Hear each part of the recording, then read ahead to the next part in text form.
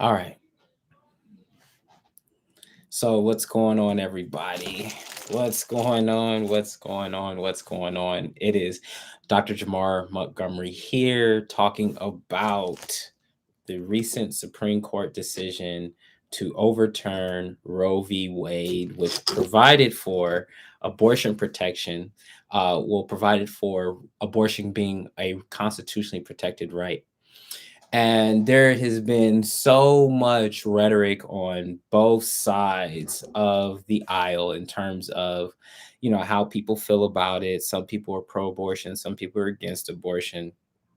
And I think that's one way of looking at it. Another way of looking at it, let's see, I got a bad mount on this particular camera. Let's see. There we go. Some people are pro-abortion, some people are against abortion. And I just want to provide a different perspective when we think about Roe v. Wade.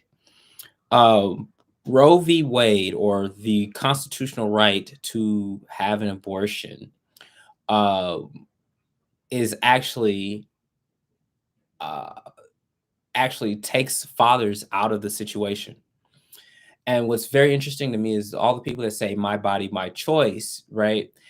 They treat these babies, they treat these fetuses as if they are their organs, as if they're an organ, as if they were born with it, and they were not. The women were born with eggs, and the men were born with sperm, and the sperm met the egg through intercourse, through sex, and now a baby is created. And as a result of human biology and human physiology, that baby is carried with the mother, right? The challenge is that when you say "my body, my choice," um, where does the responsibility come in? Where does that responsibility of the man begin, and where does it end? People say that the man can't carry the baby. That's very true. The man can't carry the baby, but you would not have the baby without the man. That's point blank. Period. So, in essence, you as a woman, you are able to make the decision on whether or not you're going to bring this baby to a full term or not. But what that does is it violates that. What if you as a mother, you don't want to be a mother, but the man wants to be a father, right? And I'm not talking about rape, I'm not talking about incest, I'm talking about consensual sex where two consenting adults decided that they were going to have sex, and now as a result, woman conceives a child, or conceives a fetus, and which turns into a child, whatever. She doesn't want to be a mom, but you want to be a dad. You have no recourse. There's no way that you can stop her from getting an abortion. But wait, what if she wants to be a mom? What if she wants to be a mom and you don't want to be a dad? You as a father do not have the right to opt out of parenthood. The only way that you can opt out of parenthood is if the mother decides that she is not going to utilize the state, the government, the district attorney's office, the family court system to force you to be financially responsible for this child. So, wait, I don't have any power. I don't have any power, any way of opting out of parenthood, when you're pregnant, and I don't have any way of opting out of parenthood. I'm at your mercy. I'm at a woman's mercy to opt out of parenthood after the child is born. Yet, my body, my choice. Why is it my body, my choice during the pregnancy, but not my body, my choice after pregnancy? Meaning, why is it that you now want help? You now you had all the responsibility, you had all the power during this time on whether or not you wanted to become a mother or not. But now, as a result, after the child is born, now you want men to have that responsibility of something that they cannot opt out of. Um, I think that the right to an abortion, I think that the right to an abortion, in some ways or forms or fashion, an argument can be made that it violates a father's 14th Amendment rights of equal protection under the law, and his rights to life, liberty, and property under the law. Uh, It's just it's very interesting. It's very interesting to me. I don't have the right to be a father.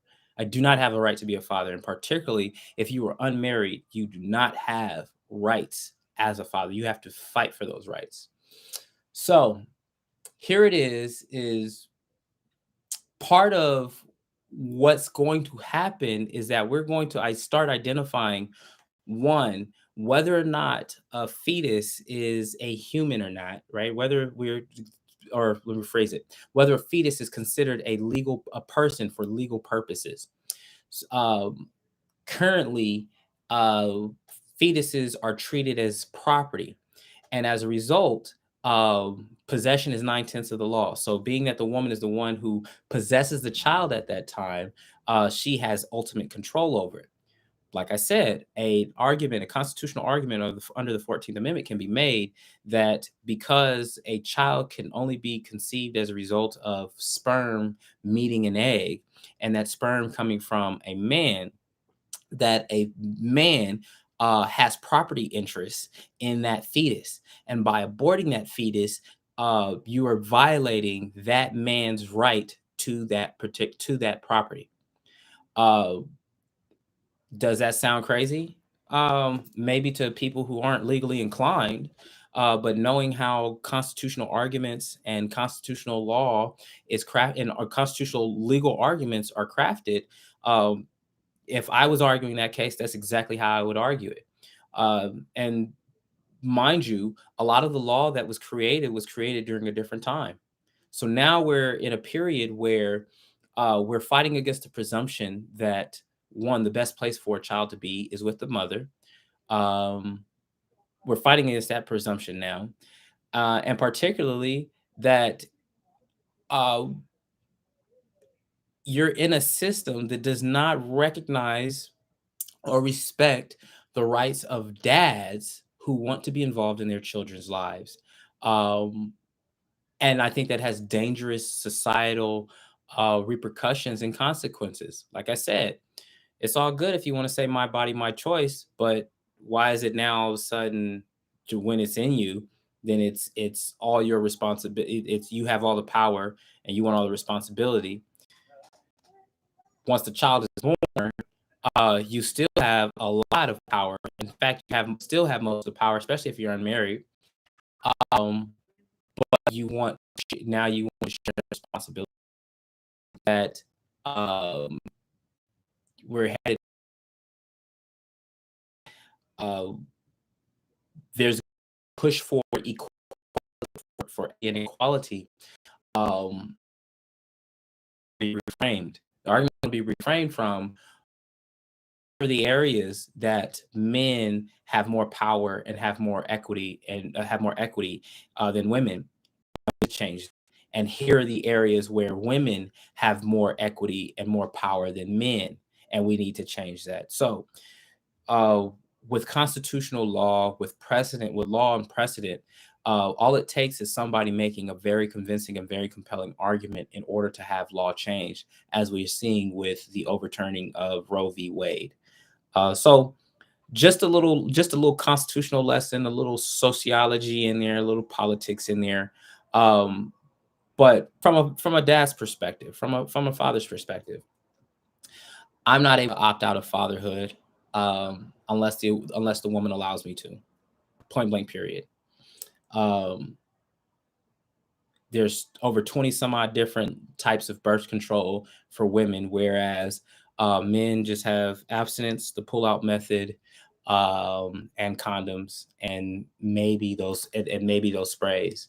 But there's 20 different types of contraceptives for women. So um, I think that we should be more farsighted uh, in our analysis of abortion rights and reproductive rights. Because once again, uh, I get it.